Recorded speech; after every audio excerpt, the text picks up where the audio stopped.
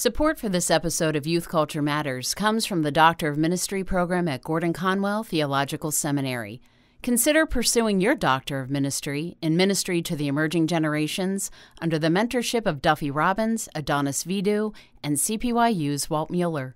Visit gcts.edu/emerging generations for information on a new cohort beginning in June 2017.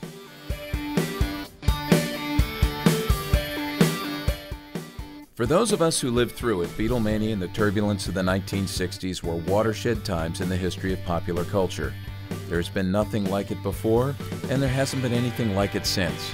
Music journalist Steve Turner's life in London gave him a front-row seat and insider's look at cultural change that is fascinating. His insights are helpful to us as we think about the role pop culture plays in our lives.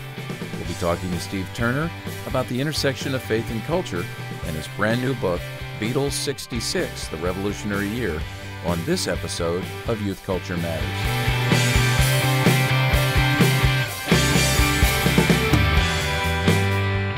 From the Center for Parent-Youth Understanding, this is Youth Culture Matters. If you're a parent, youth worker, educator, counselor, grandparent, or anyone else who cares about kids, we're glad you've joined us for this practical, informative, and hope-filled podcast. This is a place where together we talk and think Christianly about the rapidly changing world of today's children, teens, and young adults.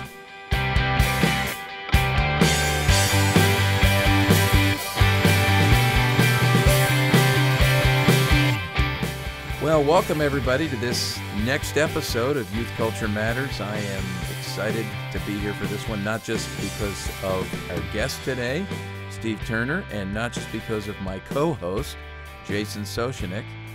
I do always get excited. Yeah, I do get excited about that. I do have a question, Walt. Do you always get excited about the guests? Because it seems like we always introduce our guests and we're excited about them.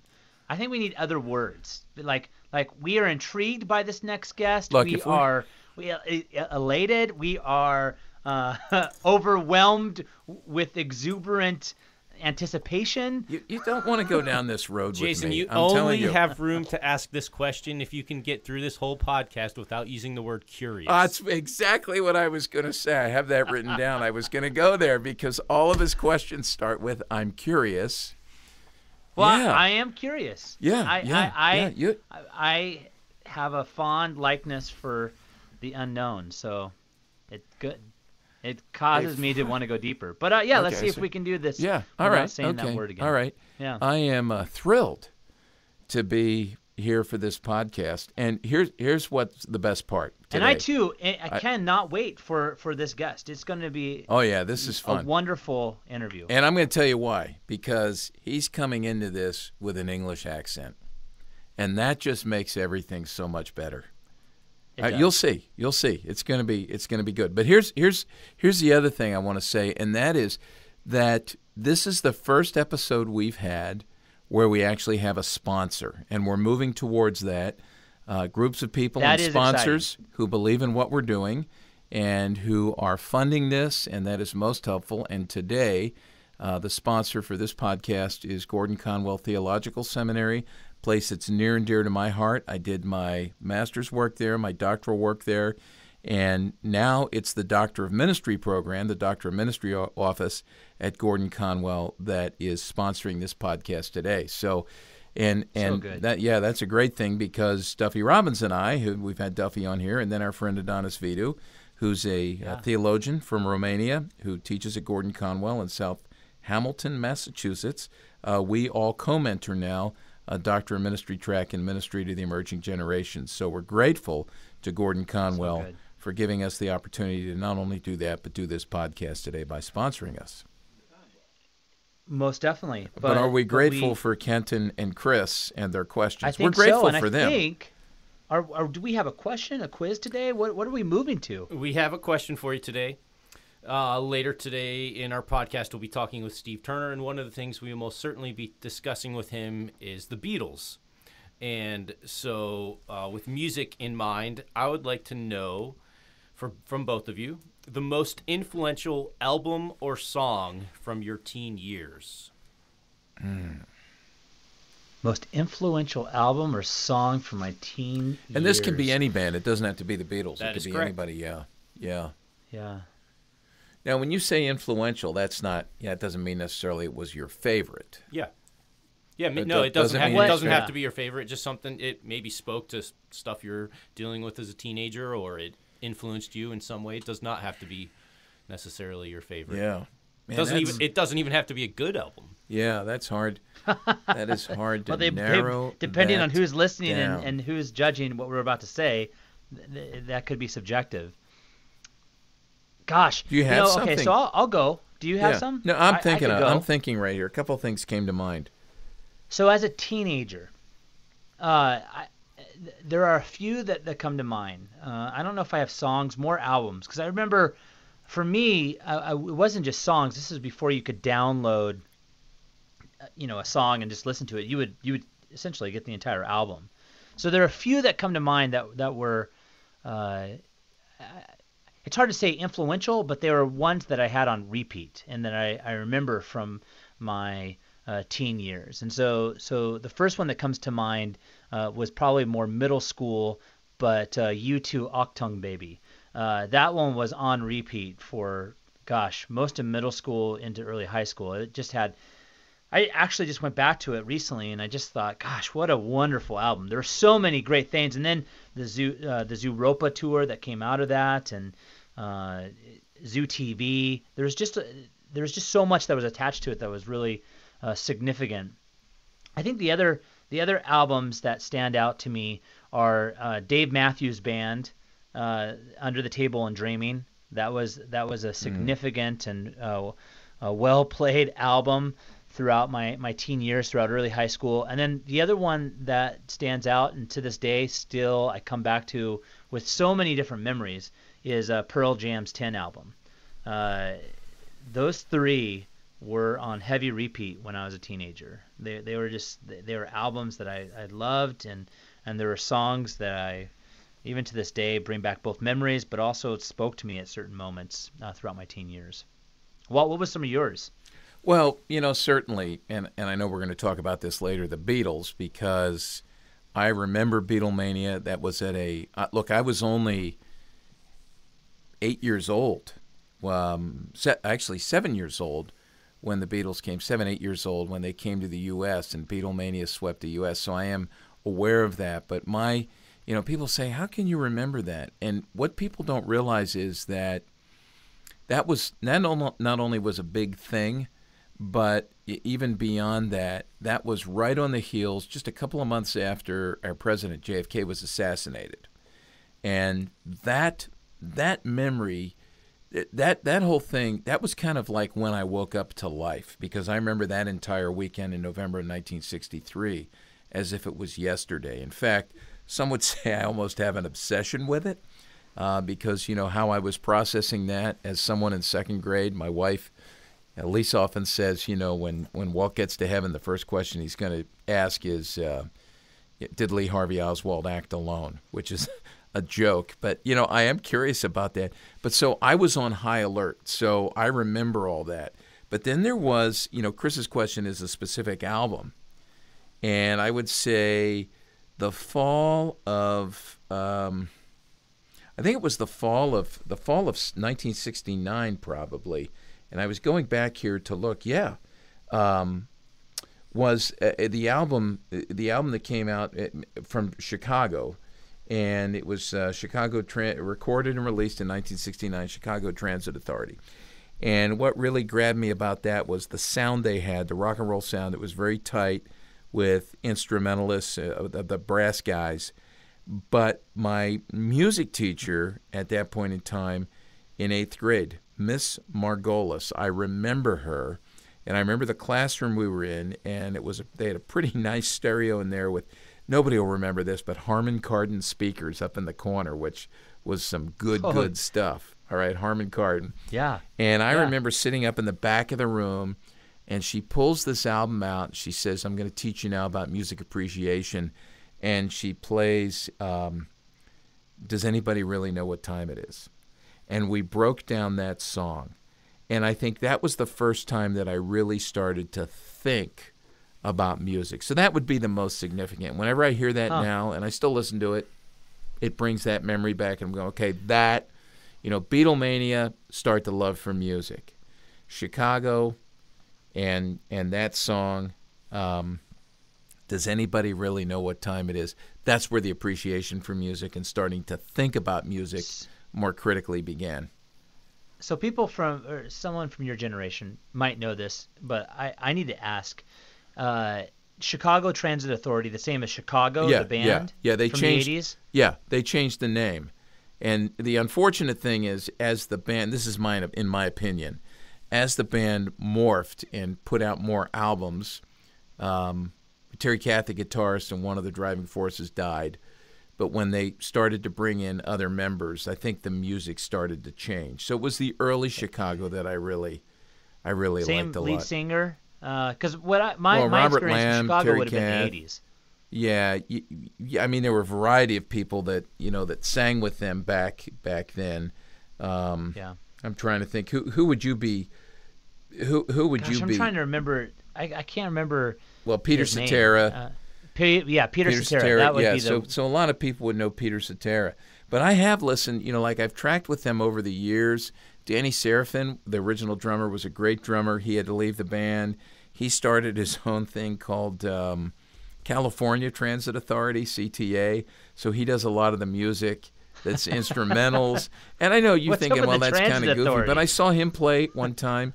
And then a few years ago, this is a great story. We have a place here in Lancaster called the American Music Theater. And so one night, Duffy Robbins and I decided we were going to meet there and go and watch Chicago. They were coming through town. They were going to perform. And we brought our wives along, Maggie and Lisa. And those two could not stand the show. Duffy and I loved it because it was Chicago. But I get it because, well, the sound was bad that night. But it took them a while to get it all, set and regulated to where you could really understand what was going on. It sounded half decent. But the guys had gotten so old. It was one of those bands where you're going, you shouldn't be doing this anymore. Some of the bands that are out there they can pull it off. They can keep doing it. But Chicago is just one of the bands where, at least in my opinion, you're watching it, you want to go, okay, guys, it's time to stop. Yeah, no, I've had that experience. I had that experience with Pearl Jam recently, and I just thought, well, they still really. You thought maybe it was more. Maybe it was more the venue. I think venue can have a huge influence on a band as they start to get older. What were they at your church? I'm so used to Pearl Jam being outdoors. Yeah. What was that? Were they at your church? No, they were not at my church. But you know who I saw as they were aging. Several years after they had come out was Beastie Boys. I remember I went and watched Beastie Boys. I'm like, I just don't know if you that doesn't work. You should be doing concerts anymore. Well, they couldn't pull it off now because one of them died in the last year. Well, one of them passed, but this was before he had passed. It was right before actually news of his health had come into the news, and so I just remember, there's some bands that will be able to tour most of their life. There are other bands that just can't pull it off. Yeah, I get that. Is there one you've seen? Amazing. Is there one you've seen that has pulled it off well? That continues to travel. You know who I enjoy still, who has been around forever. Well, I think U2 I still think puts on a great show. Yeah. But Neil Young, I saw Neil Young, and it was fun. I mean, it was just you're just going through these different decades of music, and then you also think of the influence that he's had on music today. That's still coming out. So, and that's why I'm super excited to have Steve on because he knows all these guys. Steve's been interviewing these people and writing about these people since rock and roll began. I mean, when you think about it, he was 20 years old. Well, he was, or at the very 69. least, he was around and writing about rock and roll in the time that it grew in influence, and obviously the peak of it really with the Beatles and. Yeah. So I'm really excited for us to be able to dive into that because you got to share a little bit about what it was like being 8. Yeah. Well, can I ask these guys? I want to ask these guys, Ken and Chris, who would you? Because this will be good. Chris is getting a silly look on his face. It's not a silly look. I have 2 albums that were very influential in my teenage years. One, Collective Soul. No. One, Jason would be from the good old state of Washington. MXPX, the album Slowly Going the Way of the Buffalo. as well as our newest album ever. That's the title of my autobiography. Our newest album ever by Five Iron Frenzy. Those two albums were probably the two most influential. Yeah. Kenton, can we guess? You I'm can afraid. guess. Yeah. And I'll give a hint. Chris will Sandy? hate what I say. It starts with Shania and ends with Twain. Yeah. I thought that it was. It's not the last concert you went to, is it? It is not. Who was the last concert you went to? The last concert I went to was still Sandy Patty. Okay, all right. I just wanted you to say it out loud. What? I won't say anything else. Why were you there? Yeah, I was just say, why were you there? It was a free ticket. Okay. And I wanted to be able to experience the musical Culture of your differences mother and father, right? in the world. Yeah, the culture of your mother. There are some free tickets I've received that have not gone. Just because you get a free ticket does not mean that you have to go. I love all Yeah. things free. Okay. Okay. Yeah, Excellent. then that's true. Yeah, so who is it? It was Casting Crowns, and probably their first album called Casting Crowns, I believe. And that's so because I distinctly remember we were helping fix my brother and his new wife, their first house, and they were out on their honeymoon while we were, I guess, working on it. Well, that's and- not right. So we were there, helping there, and I started exploring his CD collection, pulled out this one and stuck it in and blasted it through the house, wondering what it was. And the words really hit at the time. How old were you? I at was that point? 13. Okay. Yeah, that makes sense. What? Just out of curiosity, what else was in that CD rack? What did you pass over? Was there anything else you saw? You go, that's... Reliant K, Okay. Casting Crowns. All right. It was about all that stuff. Now, was he falling it. in line with the rest of your family with the country music, or was he a country music listener? He was less of a country music listener. Okay. Yeah.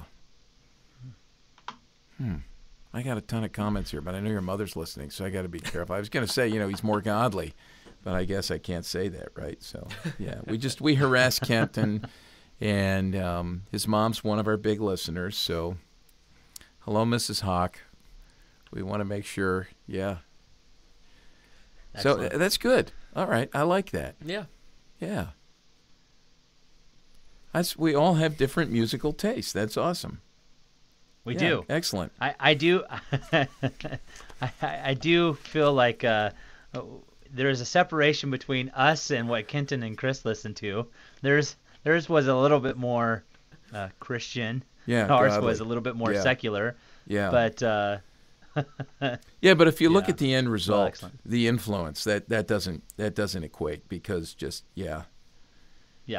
So Anyways, well, needless to say, I'm really excited for us to get Steve on the podcast. It'll be a lot of fun. we're just having a good time. We have no way. We Yeah, have there's no no idea way where to segue. go. Yeah, there's no way out of this. I mean, we're harassing each other on things that are very personal, and I just mentioned Kenton's mother, so now I'm in big trouble. But we should ring a bell every time we mention her because there you go, because she's a big listener. Yep. Jason, where are you taking us now? Where are we going before we interview Steve? I think that we need to take a break. Is that what we're going to do? We're going to take a break, think and so. then we will come back. All right.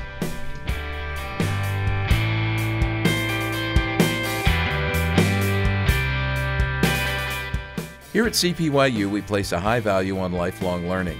That's why we're working with Gordon Conwell Theological Seminary to offer a Doctor of Ministry program focusing on ministry to the emerging generations. Our D-Min learning cohorts offer rich opportunities to learn together within a diverse community of ministry peers who work with everyone from children, teens, young adults, and parents in a variety of ministry settings. It's been my privilege to mentor these cohorts along with Dr. Duffy Robbins and Dr. Adonis Vidu. If you'd like more information on joining our next learning cohort, which begins in June 2017, email me at podcast@cpyu.org or call the Gordon Conwell Doctor of Ministry office at 800-816-1837.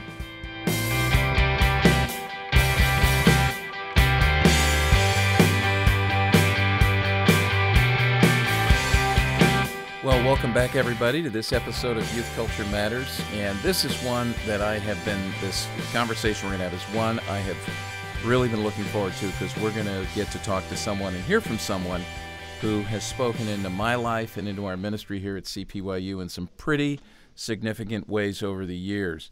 Steve Turner is a music journalist. He's joining us from London. Is that where you are, Steve, right now? You're in London? So he's joining us from London, our first guest from across the pond. This is great. And Love it. Steve's in London, a music journalist, has been writing. We'll ask him a little bit about how long, but he's been writing about music for quite some time. And not only that, but he's a poet, and he shares faith with us, and he's written extensively on matters of faith and culture as well. And I'm just going to mention that I pulled 3 books off of my shelf that have been extremely helpful in my life and ministry that Steve's authored. One first came out back in the late 80s called Hungry for Heaven, published by InterVarsity Press. And by the way, we'll include all the links to these books so folks can find them.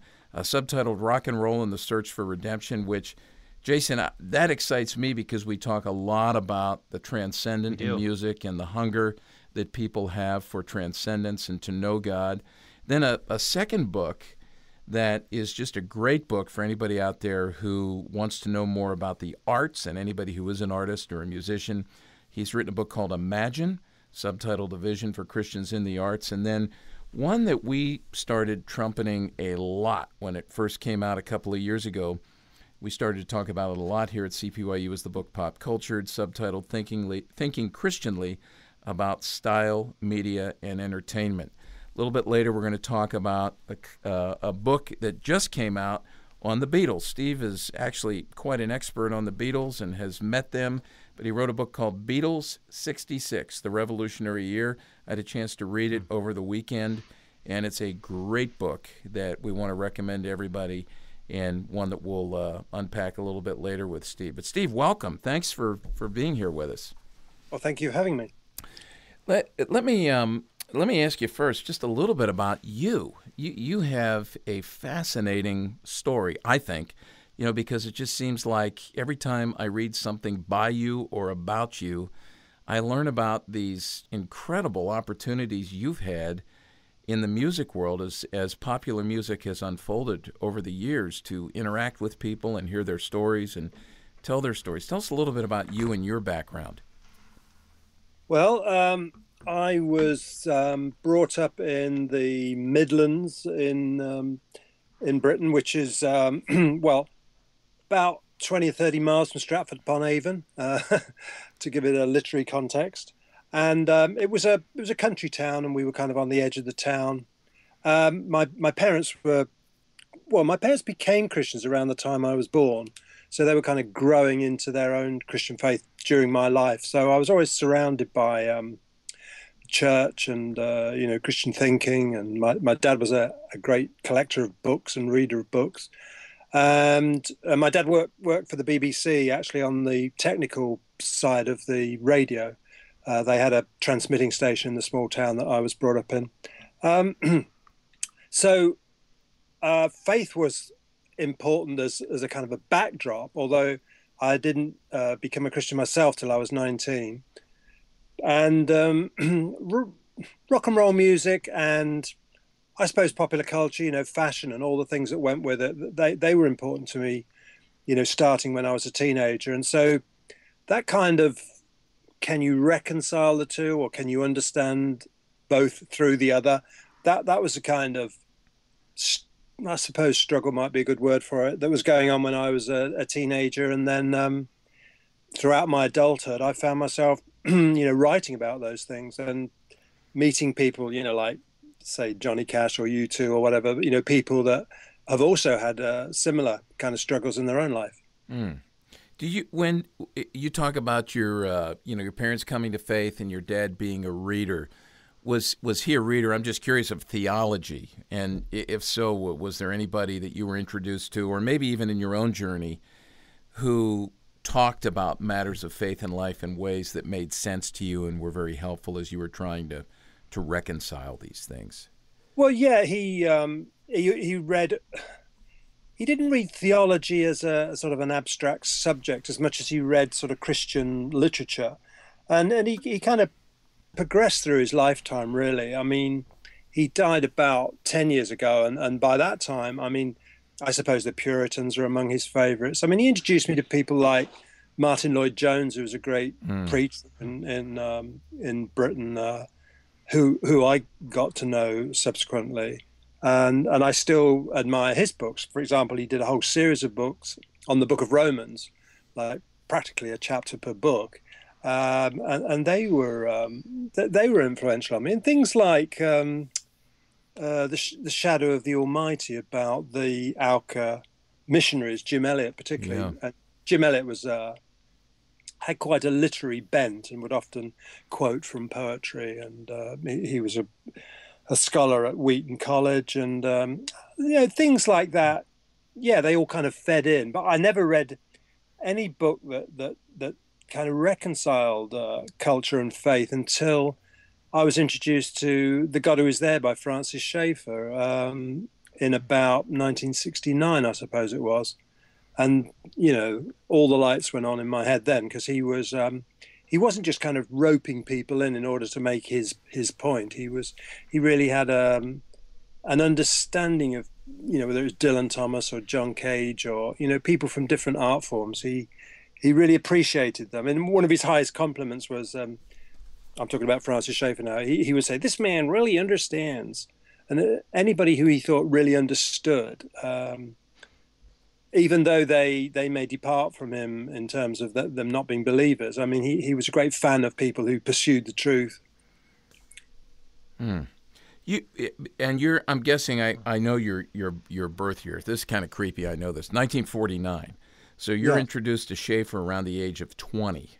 Yeah. At that point, had you launched into your career as a music journalist, or was it this point after you heard Schaeffer, you go, "Yeah, this is important stuff. This is a viable option for me, vocationally"? Where were you at that point with journalism? Well, let me see. I'd been writing poetry since about 1965, and I'd started by that time giving readings. There used to be a pub in a town near where I lived, and we would read poetry like in the same way you'd have a folk club, I guess. You'd have two performers and then a break and then two more performers, and I was kind of writing for that audience. And I wrote my first article in 1969 for the Beatles fan magazine, and that would have been after I'd been introduced to Schaeffer. So I loved writing and sort of thought of myself as a writer, but I didn't know at that point whether I would end up writing plays or novels, or I didn't know which direction it was going to go in. But I think having that article accepted by the Beatles Book Monthly in a way kind of determined my future, because from that I was asked to write for other publications published by the same publisher, and one of these publications was called Beat Instrumental, and he wrote to me and said, do you want to contribute to this magazine, anything you can do locally. And there was this band who came and played in the school that was dead opposite my house. I mean, literally, I look out my bedroom window and there was a school. And this band came and played there, and I went and interviewed them, and they were Black Sabbath.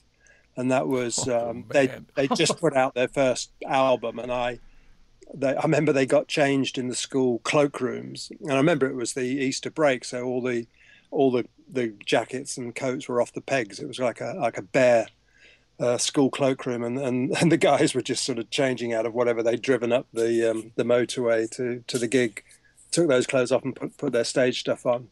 So that was my first interview, and I did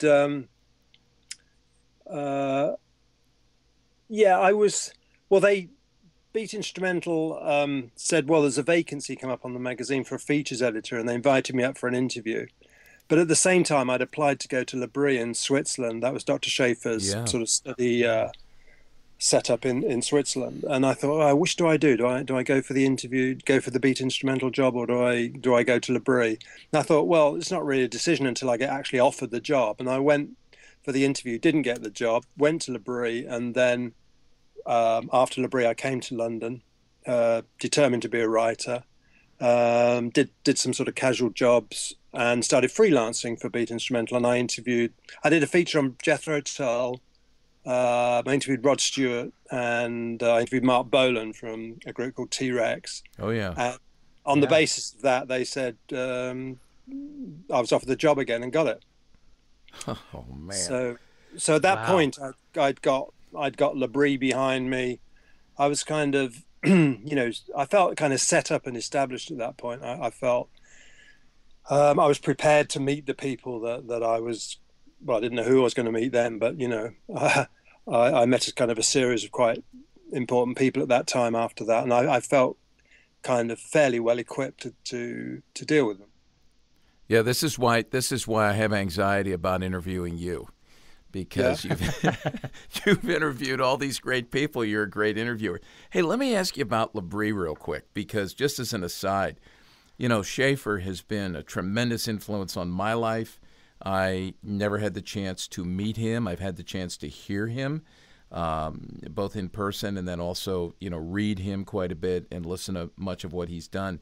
But at L'Abri, I'm just curious. I've run into numerous people who were there about that time. As you think back to that, I don't know how long you were there, but who were some of the people that you were able to rub elbows with there? Was there anybody there who's gone on to be someone noteworthy in terms of thinking? Because the trail that his work has left is quite significant. I'm thinking about one of our friends here, Steve Garber. I don't know if you know Steve. Yeah. So, so who were some of were you there at that time when some of those folks were there? Or? I met Steve Garber many years later in Washington, but the people that, Os Guinness was there. Os Guinness was a worker there. He was like in his late 20s now.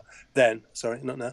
I was there for 3 months. There was a guy called Udo Middleman he married one of the Schaefer daughters. John Sandry was married to one of the Schaefer daughters.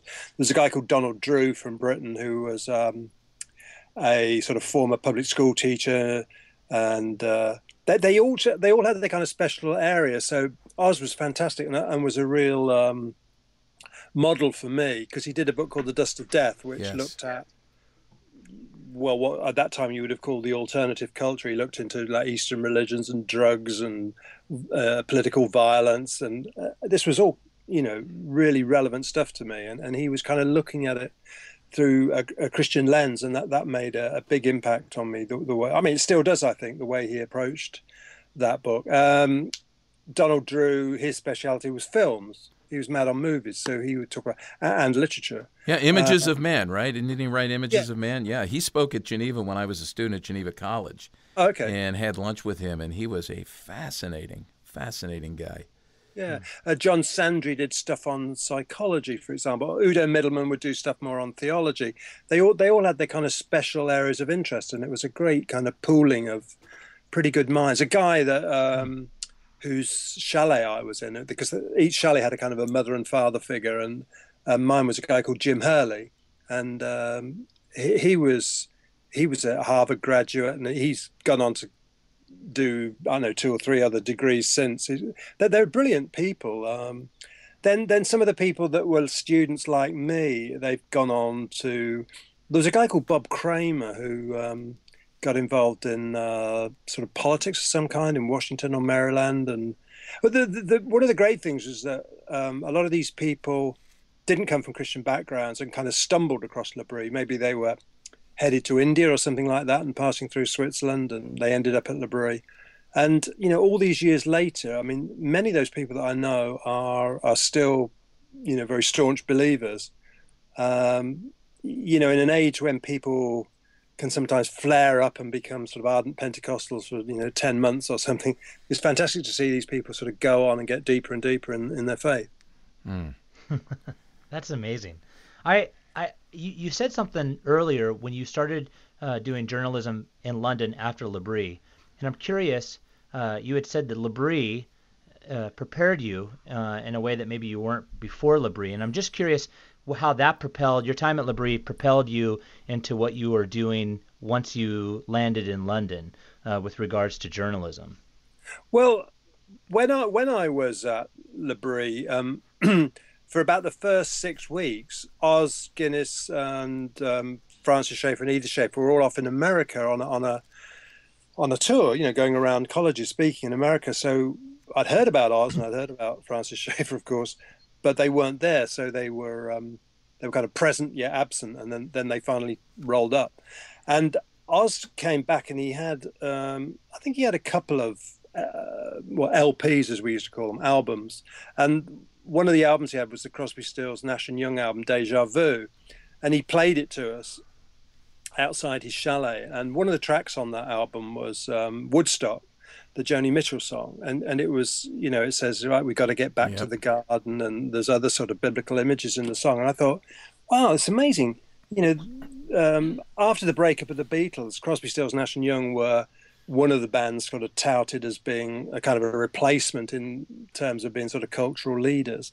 And here they were singing about the sort of stuff that we talked about at L'Abri, what's the purpose of man, saying it's to get back to the garden was the Joni Mitchell thing.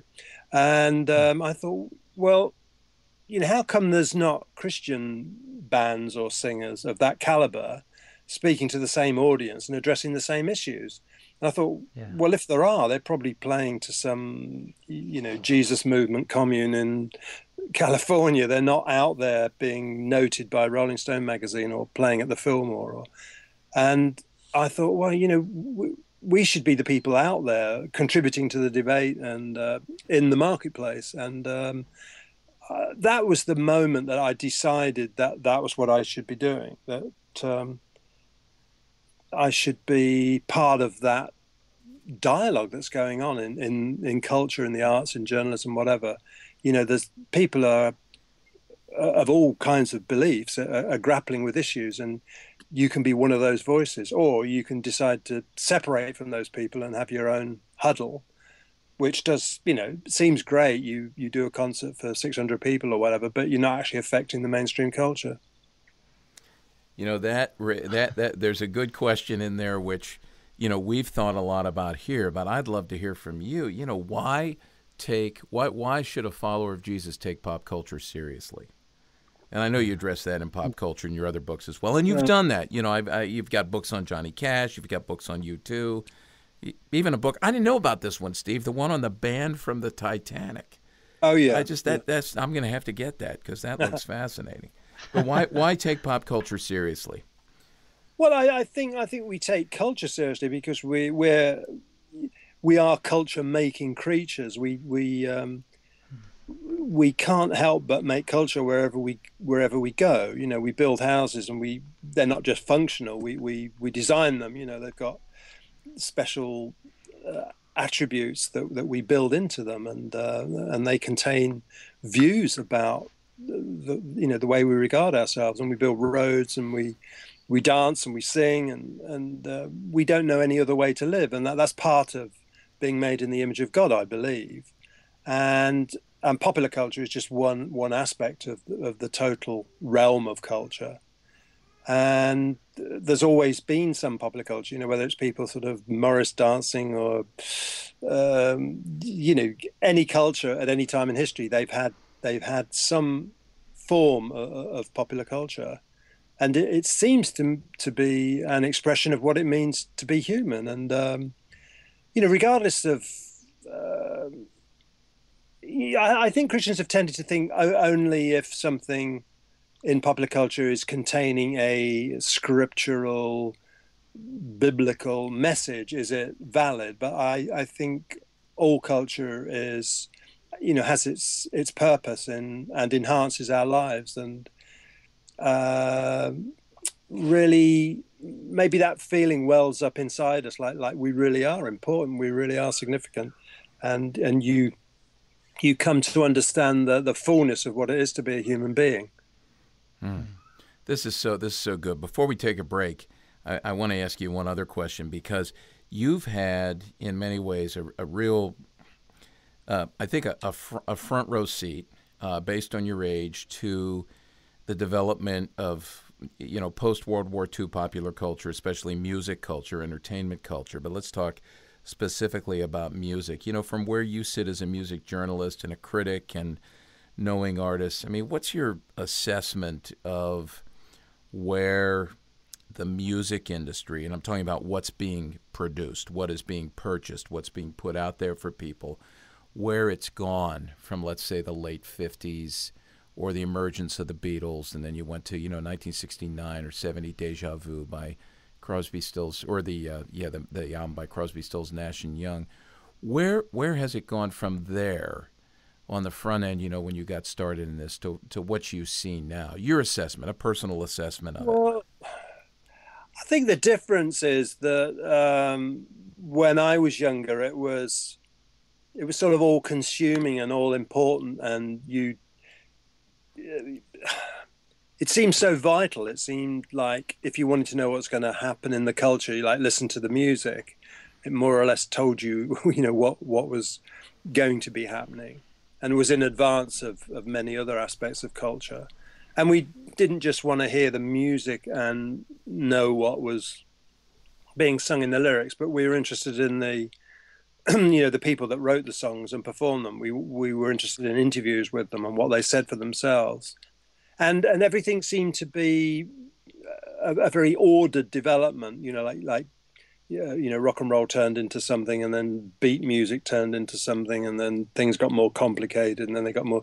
There seemed to be this logical progression, and everybody kind of pretty much fell in with it. But now you've got like a complete fragmentation, and every kind of music's going on simultaneously, and with the methods of delivery changing to to online and everything being digital, then people aren't banking all their money on an album, because they'll pick whatever tracks they like. So my kids are in their early 30s.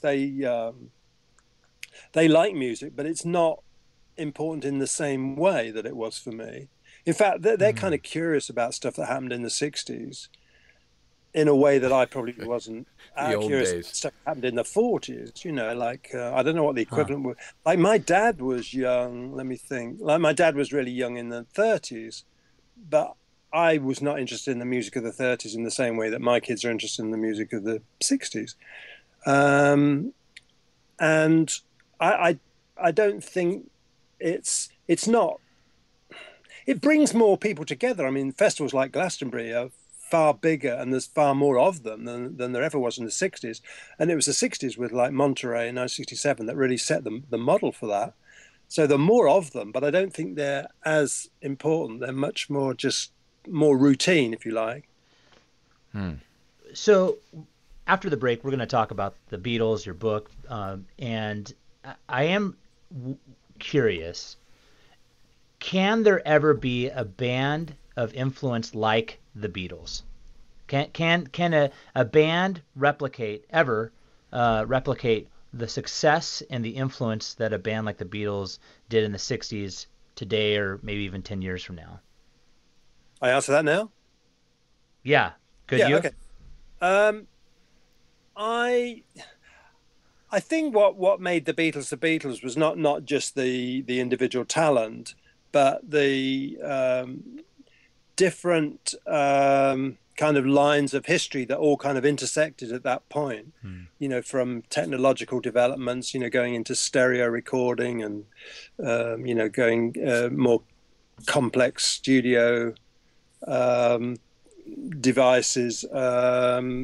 The interest in world cultures and more travel, the pill being introduced in the early 60s. There was the end of national service for British, British guys didn't have to go into the army like they had up until about 1960.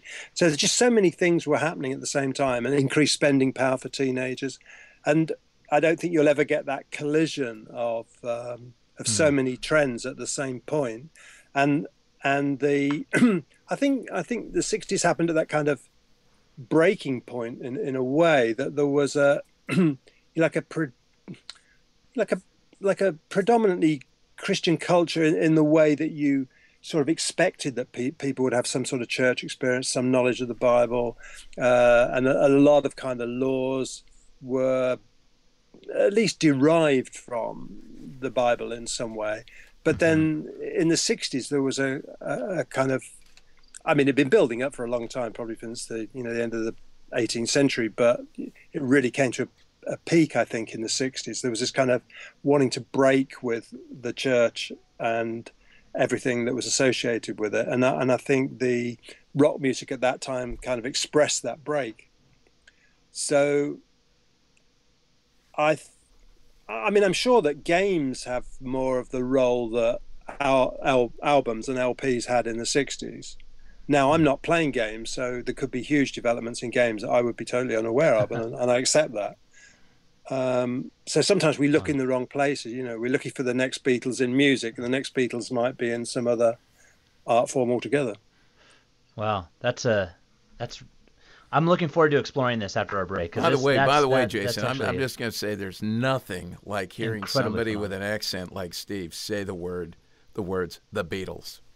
It's just as awesome, as an American, it's awesome. So it takes me right back. Well, yeah. Well, we're going to take a quick break, and when we come back, we'll talk further about the Beatles, your new book, and continue to explore some of the impact and influence they had. So thanks for listening. We'll be right back.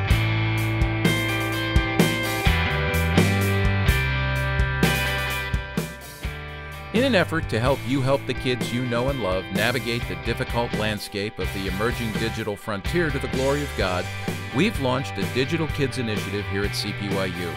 Thanks to a generous grant from a company called DAS, you can access our Digital Kids Initiative and a growing number of free resources and downloads by visiting the website at digitalkidsinitiative.com.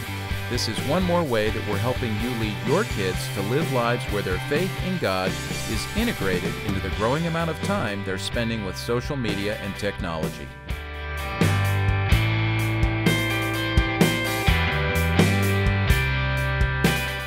Welcome back to Youth Culture Matters. We're here with Steve Turner, and we're discussing his new book, Beatles 66, and I'm actually really excited to explore the phenomena, the influence, the impact that the Beatles had. But before we do so, we're going to do something, Steve, that we do here on the show with our guests. It's called Take 5. It's an opportunity for our listeners to learn a little bit about the people that we have on our podcast beyond just their books and their knowledge, just to learn a little bit about them. So I'm going to hand it over to Walt. Walt's got 5 questions that he's going to ask you. All right. And the key here, Steve, is just to be honest and quick. Whatever comes to mind is what's important. So all these questions put together especially for you. So here we go. First one. What is an American custom or habit that you find to be quite odd and peculiar? American custom. Yeah, you'll have to narrow it down. Talking about medication. Oh, medication. Medication. Yeah, everybody's on medication. Okay, yeah, that is an interesting insight. So we often, I tell when I'm teaching students, I'm saying, let's get out of ourselves and listen to what people who don't live in our fishbowl have to say about us, because they'll see things that we don't see. So medication, that is fascinating. You know that here in the U.S., I'll just mention this right now, the number one health issue on college campuses is anxiety, and number 2 is depression. So I don't know. They need medication. Yeah, that's, I guess. Yeah. All right, here we go. Wow. When you were 10 years old, 1959, what did you want to be when you grew up? I think about that age a detective, and then I realized now that I became a detective, but in a different way than I'd imagined, because I used to like this idea of shadowing people, following them down the street or finding fingerprints, or and now the sort of books I do, I'm often, I'm in archives, I'm looking stuff up, trying to make connections. And then when you do poetry, you're a kind of detective going inside yourself rather than looking out. Yeah. Oh, that is good. I think if you had pressed me and said, well, what do you think I'd want to be? Think about, British culture and that sort of thing. In my mind, there was a lot of good detective stories and films coming out, at that point. So, okay. All right, here's another one. Do you have any interest at all in the National Football League bringing a team to London? No.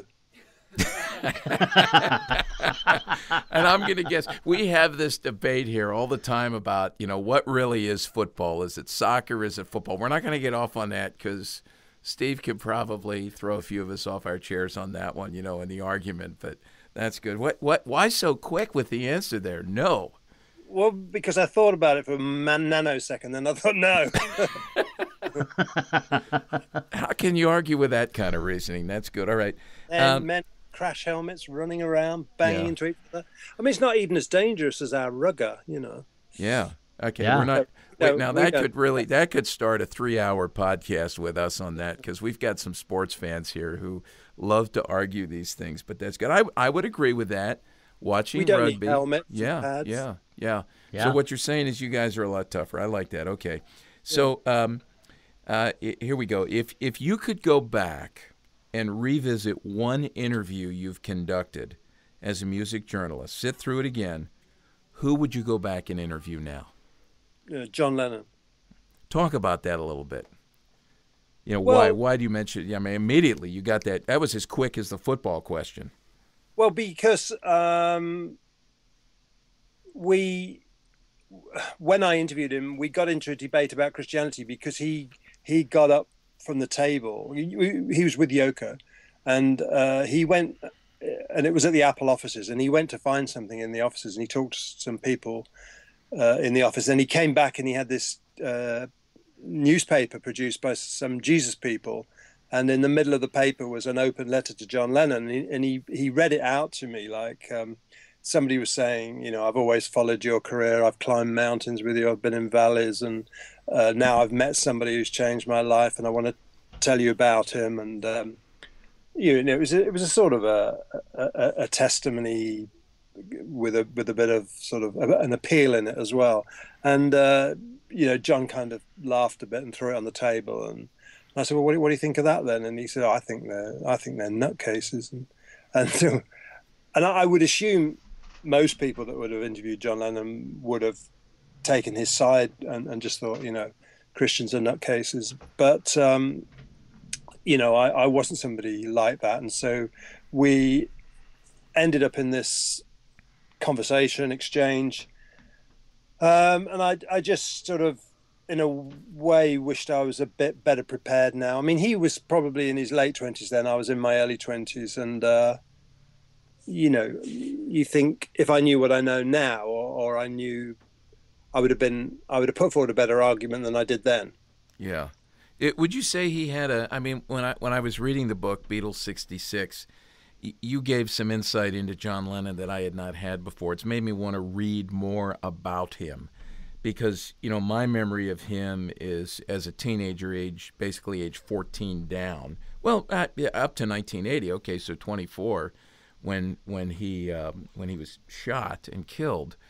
But I always thought of him as a rather intimidating, very hard-hearted guy. But I think one of the things you conveyed was that there was a soft side to him. Is that accurate, or? Yeah, I think there was. I don't know if you'd find that in an interview when you're just there for a short time, but he had that kind of persona of being a bit. I mean, he's very sharp and very well in both ways. He was sharp, intellectually sharp, but he was also his comments could be quite abrasive. But I think what he kind of introduced to popular culture really was like, this is the way I see it. I'm being absolutely honest and frank, and I've thought about these things. I think that was the sort of impression he gave. Whereas previously, show business was all about, making the customer feel that you kind of endearing yourself with the customer. But he had that kind of frankness about him, and he wasn't afraid to shock. But I don't think he did things deliberately to shock. And there were lessons for Christians to learn from that. I don't think you'd have had Bono if you hadn't have had Bob Dylan. I think Bob Dylan. If you hadn't have had John Lennon, I think he kind of showed people that a commitment to truth and to pursuing truth was an important thing, and that it was more important to say what you thought and felt than to sort of sweeten it all up just to make people feel comfortable. Yeah, yeah, that's good. All right, last question. We love to recommend books. That's one reason why we're talking to you. Outside of what, anything you've written, is there one book that you would recommend that our youth worker listeners would benefit from reading? And it can be, it can fall in any genre here. I mean, just one book that you would recommend that you go, you know what, if I get this book in the hands of youth workers. Right. I mean, I mentioned earlier Martin Lloyd-Jones writing on Romans. I mean, it's not one book; it's a series of books. But he would get so much out of one Bible verse. It was amazing. And sometimes we read like one or two chapters of the Bible and think, well, if you can't put that in a nutshell, then we haven't really got much time left to discuss it. But he would go at it verse by verse. And there's something about that deliberation that sort of seeped into my thinking, I think, from reading his books. It's hard to say being put on the spot like that. Yeah. I mean, there's a book called The Christian Mind by Harry Blamires that was very influential on my thinking. Yep, a good one. I've read that too. Yeah. Good. Okay. Good. These are good. These are great recommendations. Well, let's turn the corner. And let's just start to talk about the Beatles and what you've written about them. The book is Beatles 66, The Revolutionary Year.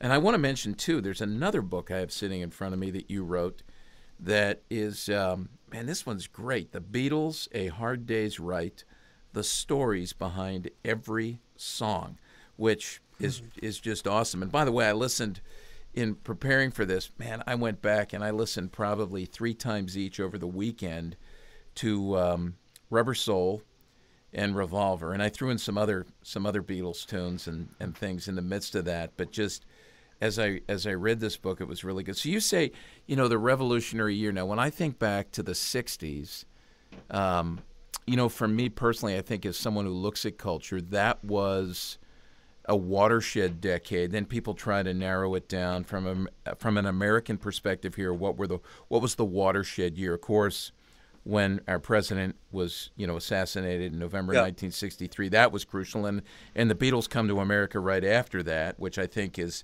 significant. Others would say, 1968, 1969, the riots, the campus revolts in '68, Woodstock in '69. You're saying, and I'm not saying you're saying for the Beatles, '66 was the year, and I think you make a great case for that.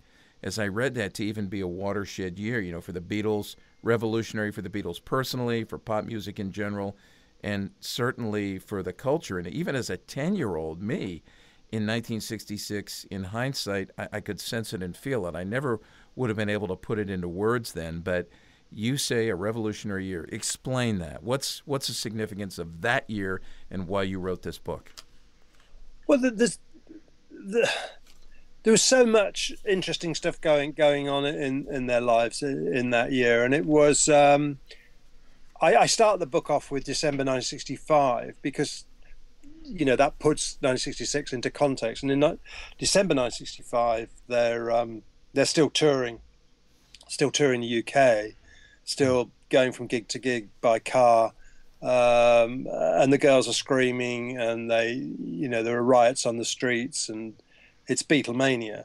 Now, December '66, they're going into the studio to record the first tracks for Sgt. Pepper's Lonely Hearts Club Band, and so it's a huge. And they've got moustaches, and they're no longer performing. So there's a huge change from the Beatles that shook their heads and got girls screaming to the Beatles that have moustaches and beards and spend hours in the studio. And it all happened in '66. They did their final gig. They went to India for the first time on the way back from the Philippines. John gets caught up in the More Popular Than Jesus scare. John meets Yoko in November. There just seemed to be so many significant things happen in that year. And by looking at it, by slowing the action down and going through it month by month, as each chapter in the book is a month in that year. By slowing it down, because all of this would have been dealt with in maybe 20 pages in a normal kind of Beatles biography.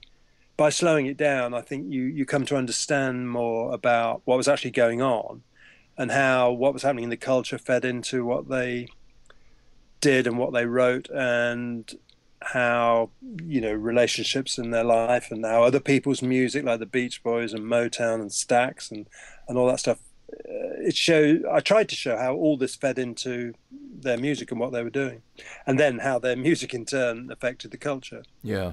You in the beginning here, when you're back talking about December of '65, you end that chapter with this great paragraph. I just want to read this, talking about John Lennon's later analogy of the Beatles being part of a ship that a whole generation had climbed aboard. It's easy to see how he saw them as being themselves, the Beatles, as being in the crow's nest. They were high up, therefore visible to everyone, and because of their vantage point, they were the first to spot storms and the first to spy landfall. This was the position they found themselves in at the start of 1966. The things they would see from the crow's nest over the next 12 months would reverberate through the decades to come. And I just thought that was a great transition. It helped me contextualize what was happening for them, and really the role that they played. That, again, I talked to the guys here, unless you were alive when that was happening. And I was barely cognizant of it because, again, I'm 10 years old, but I was cognizant of it. And I guess from what you said, you know, the average age of their audience at that point was 10 years younger than they were at, about 24 years old, perhaps, at the time. Yeah. And so I'm thinking, okay, all right, I was part of the average age, so maybe I do get a little bit. But going back to the book Hungry for Heaven, it seems like them just seeing, and you lay this out pretty well, the emptiness of the touring life, the dissatisfaction of the touring life in Beatlemania, and now the search for redemption that starts to play itself out really all together, but in 4 different strains uniquely with the different members of the band. You talk about that a little bit, you know, the search that they were on and where that took them. Yeah, I think I think 2 things played an important role in them sort of beginning to ask spiritual questions and get engaged in spiritual pursuits. And that was, on the one hand, the sort of drugs they were taking, like LSD, gave them experiences that they couldn't explain other than like picking up books by Timothy Leary and Alan Watts and people like that, who would interpret those experiences using, you know, Zen scriptures and Hindu scriptures, and they think, oh yeah. I don't think they would have understood those books if they hadn't had those drug experiences that made them feel the barrier between themselves and other things and objects and animals was kind of removed. The ego was dissolved, and they felt one with everything. And then, of course, you know, when the drug wore off, they were back to reality, but they never kind of forgot that experience. And when they read these other scriptures, it seemed to explain what had been going on. But at the same time, I think the fact that they gained everything at an early age that most people think is what one should gain, you know, approval, good reviews, money, travel, acclaim, they had all that. And then you start to think, well, what's the point of it all? You know, what happens next? So I think those 2 things were going on. And then you get John writing Nowhere Man, you know, hasn't got a point of view, knows not what he's going to. And on Revolver, you're getting those more thoughtful songs, you know, like almost like What's It All About?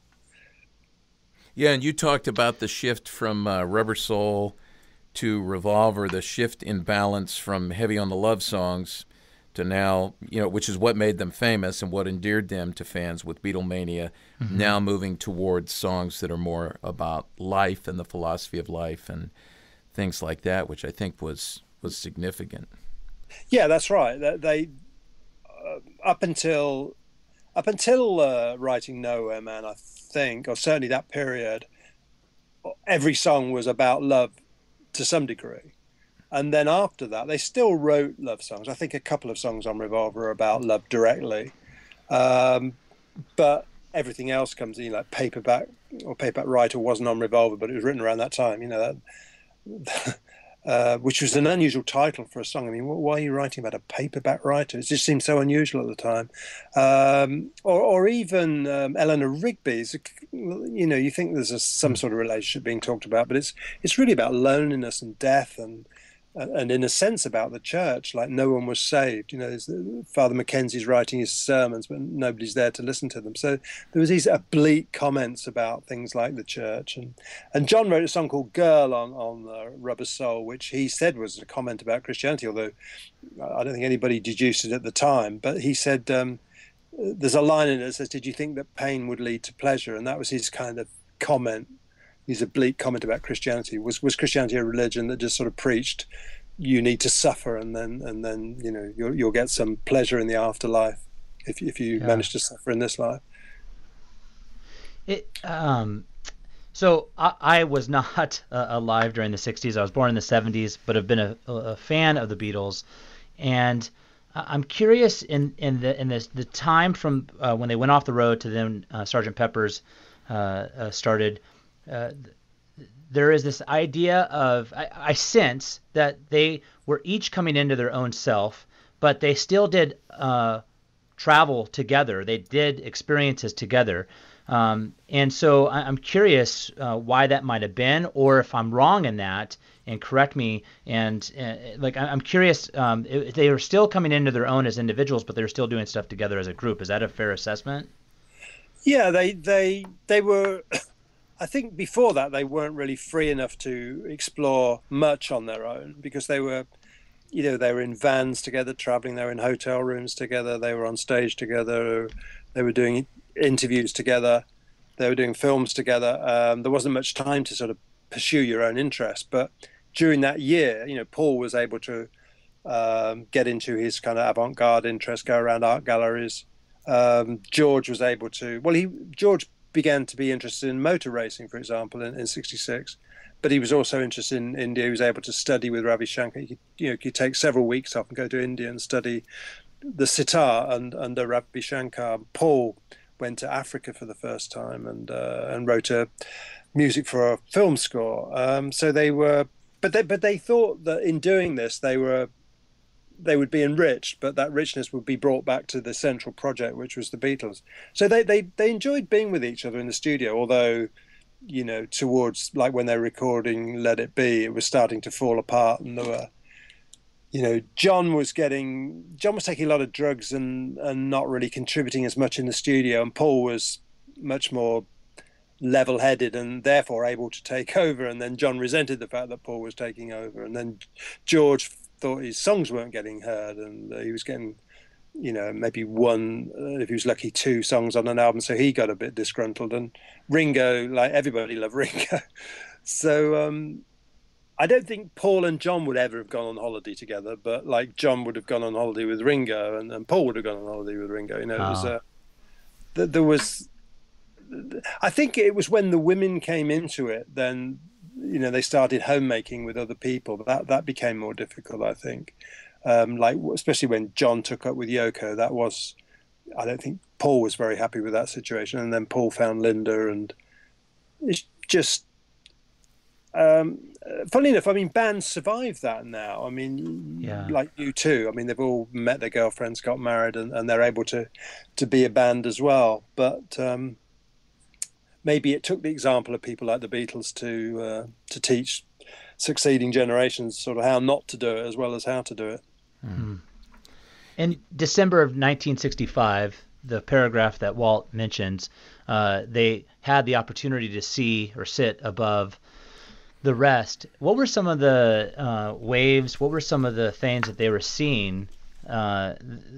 Smoke rising, maybe another analogy, that began to then have an influence on their future writing and songs. Well, they were, I think, because of their unique position, people would try and, people were very keen to introduce the Beatles to stuff because they thought, they're the Beatles, and if the Beatles latch on to this new thing or this new restaurant or whatever it was, the word would spread. So obviously people were pressing things on them, like try this, read this. So I think that's one reason they got like they were one of the first people in England to get like a video recorder. it's difficult to imagine now, but they were gifted machines by Capitol Records in December '65, and so they were in advance of most of the culture in some of these technological developments, and also they traveled more of the world. At a time when I went to France, and that was the first place I'd been to abroad, and that was in 1969, and I was 19, and that was not uncommon. I came to America for the first time in 1972. And none of my friends that I knew had been to America. And now, like, everybody plus their kids has been to America. But the Beatles were in advance of that. By their late 20s, they'd been to America, Japan, the Philippines, all over.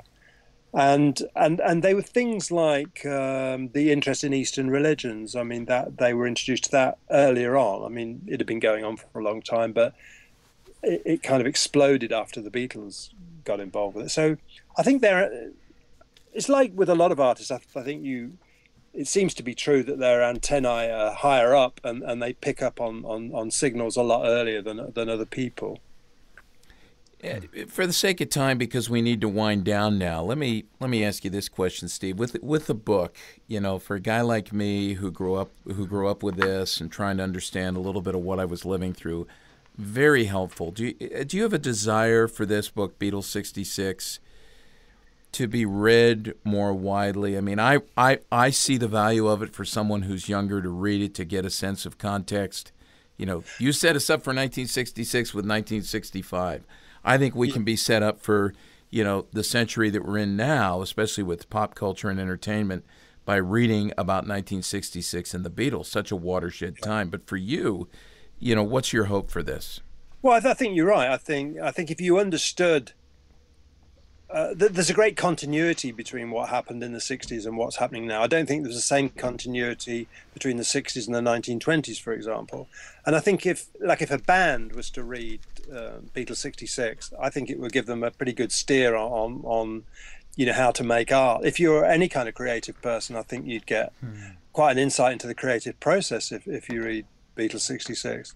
And I did a talk about the Beatles. I did a book called The Gospel According to the Beatles. And I did a talk about it at Pepperdine University in California. And a girl came up to me afterwards and she said, "Now I understand why I wear blue jeans."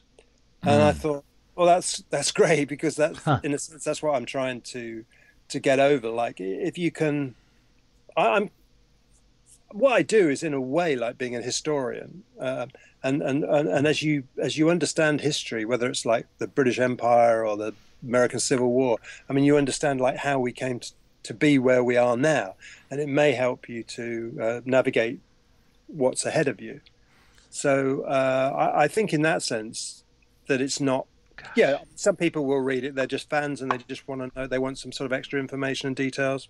That's fine, but I think it can help other people kind of navigate the future and navigate the present. That's the value of history, and that's what I love about that quote from Francis Bacon, histories make men wise. And I think this book is one of those that does it. Yes. Well, Steve, this has been such a pleasure being able to hear from you and some of the many experiences that you've had and many of the individuals that you've had the opportunity to interview. And I'm so grateful that you were able to be a guest here. We'd love to have you back and explore this further, but this is a great start. And we're really thankful for the contribution that you are making to our world. So thank you. Well, thank you. But with that, we're going to close out this time on our latest episode of Youth Culture Matters. We thank you for listening, and we look forward to our next podcast. Thanks for joining us for Youth Culture Matters, a podcast from the Center for Parent-Youth Understanding. If you'd like to learn more about today's youth culture, visit our website at cpyu.org. And if you have any questions, comments, or feedback, email us at podcast@cpyu.org.